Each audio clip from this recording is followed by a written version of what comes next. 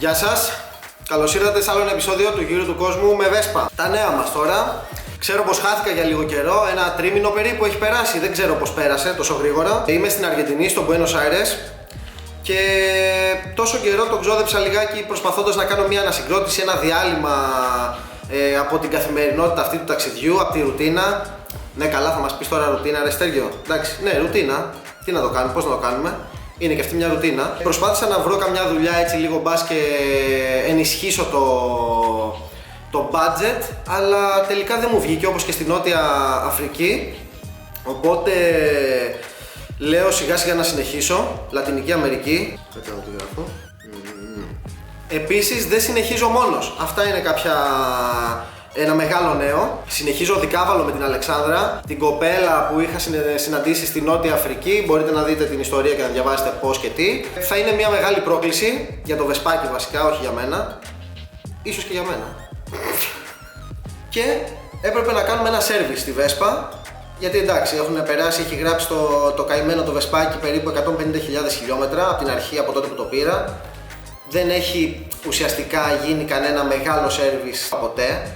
Να αλλάχτούν έτσι να ανοιχτεί ας πούμε ένα μοτέρ, ποτέ μέχρι τώρα. Και είχαμε και ένα προβληματάκι όταν ταξιδεύαμε δικάβαλο στο Λεσότο και στην Νότια Αφρική με την Αλεξάνδρα και με όλα τα συμπράγκαλα μαζί φορτωμένα. Είχαμε ένα θεματάκι, ακούμπαγε το πίσω λάστιχο πάνω στο αμορτισέρ. Οπότε έπρεπε τουλάχιστον αυτό να το τσεκάρουμε. Ένα δεύτερο θέμα ήταν ότι η Vespa εκεί που συνήθως παίρνει με την πρώτη βαριά δεύτερη μανιβελιά, τώρα ήθελε λίγο παραπάνω, έτσι καμιά 20 μανιβελιές παραπάνω για να πάρει, οπότε έπρεπε να τσεκάρουμε λίγο και το καρμπυρατέρ, να δούμε τι γίνεται. Προφανώς από εκεί ερχόταν το πρόβλημα. Μετά από μια συζητησούλα με το Vespa Club εδώ στο Buenos Aires, πήγαμε σε ένα συνεργείο που μας πρότειναν, το Motonetas Clásicas εδώ στο Buenos Aires. Ωραία τα παιδιά, τσιφτάκια. Look this. Problem? No. See. What is this? Yes. Πλάκα κάνεις. Τι? Έχει χορτάρια μέσα στο πιστόνι. Oh, very clean, very clean, very clean. Not too much. No. Very clean. Not bad. Και εδώ έχουμε τον γκαζόν, έχει και γκαζόν η Vespa. Μας τώρα, Vespa που δουλεύει δεν την πειράζεις λέμε. Liam, can you see that? My Vespa was burning grass from Morocco. Motherfucker, you were opening your cylinder every day. My fucking Vespa was working until now. Do you see? Still working. And still working. Πήγαμε εκεί από το πρωί, την Παρασκευή που μας πέρασε και φύγαμε βράδυ τελικά, δυστυχώς. Ξεκινήσαμε με ένα check στο αμορτισέρ που όπως θα δείτε έχει γίνει σαν σίγμα τελικό. Το καημένο, εντάξει, δηλαδή δεν ξέρω πώς ακόμα λειτουργούσε ή τι έκανε. Δεν είχε στραβώσει, είχε γίνει έτσι μετά από το Λεσότο. Πώς είναι γιατρέ μου? Yes. How is it, doctor? Doctor. Τα παιδιά λένε ότι φαίνεται καλό. AW. Also worker. The brand. This is a really good quality. And also you have a logotype of Piaggio original. Wait, I will. You have little? You have both. Like this. Okay, nice. It's really cool. Nice.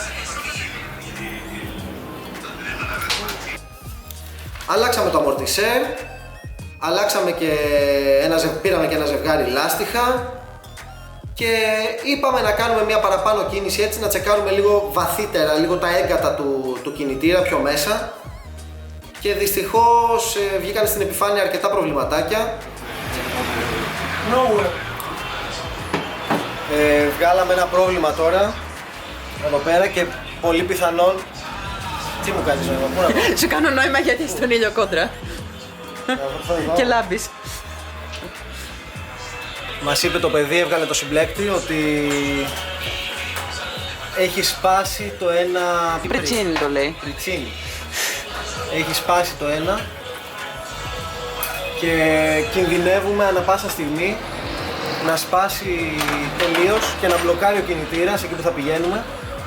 Οπότε για πρώτη φορά μετά από 12 χρόνια θα ανοιχτεί ο κινητήρας προληπτικά. Ο κινητήρας δούλευε κανονικά, αλλά καλό είναι αν θέλουμε να φτάσουμε Ελλάδα οδικός να το αλλάξουμε τώρα. Επομένως πήραμε την απόφαση να ανοίξουμε τον κινητήρα, δεν κατέβηκε ο κινητήρας, απλά τον ανοίξαμε επί τόπου, αλλάξαμε ρουλεμάν, αλλάξαμε γρανάζια, επισκευάσαμε κάποια κομμάτια του κινητήρα. Τα έχω βάλει στις φωτογραφίες ακριβώς όλες τις εργασίες και όλα τα ανταλλακτικά που αλλάχτηκαν στο σέρβις.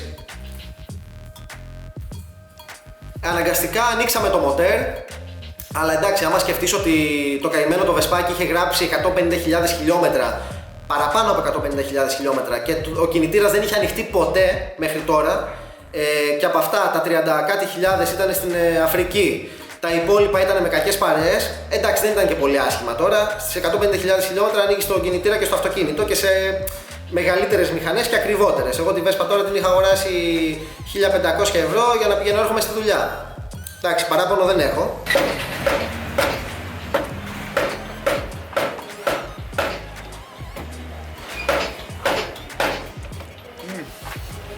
Very strong. Acá está Está marcada, de cruciform está. Mark. Yes. Here.